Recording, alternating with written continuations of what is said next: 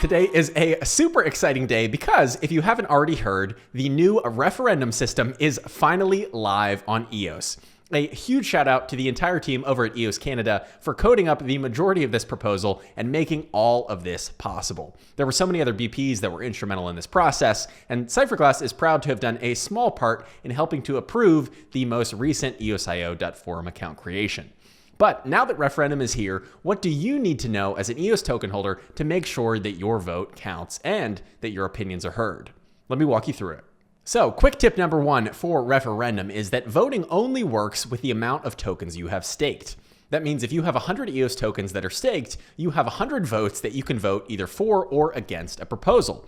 And that leads me right into number two, which is that unlike block producer elections on the EOS blockchain, where you can only vote for someone but not against someone, the referendum system is much different in that you can actually vote against a proposal if you disagree with it. This will give us tremendous insight into what the opinion of the EOS community actually is, because instead of just assuming, maybe there's voter apathy, maybe people didn't vote for this specific proposal, instead, you can actually voice your disagreement with that proposal by voting no and preventing it from going through. Now, the third piece of info to keep in mind is that if your votes are already proxied to a voting proxy for block producers, those same proxies can now vote on your behalf on these important referendum issues. But don't worry, if you want to vote on your own, you can still do so, and referendum will automatically switch your vote from the proxy to whatever decision you make on that proposal, approve or deny, depending on the proposal itself. That means that you can actually vote on your own referendum proposals if you'd like, without even removing your proxy from that account. So even if you disagree, you can still remain proxied if you like the BP choices that they're making, but don't like the referendum choices they're making instead. And of course, the fourth and probably most important piece out of all of this referendum news is how to vote.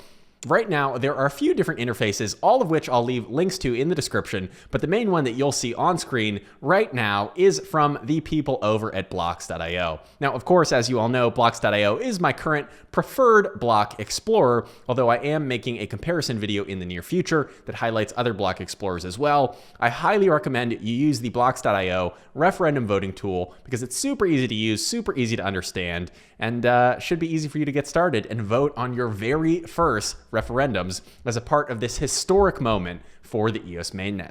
And number 5, as the last and final referendum tip, once you've voted for referendum, well, how do you know if it's going to pass? How do you know if it's going to be approved? And you see, there are a few different criteria for a referendum to actually be passed. Now, first, a total of 15% of all EOS tokens, that's about 150 million tokens, have to be voted towards that proposal. And in addition to that, 10% out of the 15% of tokens have to be voted yes. If, for example, 15% of all tokens are voted towards a referendum, but 6% say no and 9% say yes, that referendum will not pass until 10% of all tokens are voted to yes as well. So with all of this info in mind, with all of this newfound knowledge of the EOS referendum system, I highly recommend you get out, you check out the referendums page on Blocks.io and vote for these very first referendums. The referendum for Rex is already online, the referendum to remove ECAF is already online, and so many other fun community proposals have come up as well, so be sure to go and cast your vote and take part in this historic election on the EOS mainnet. Here we go.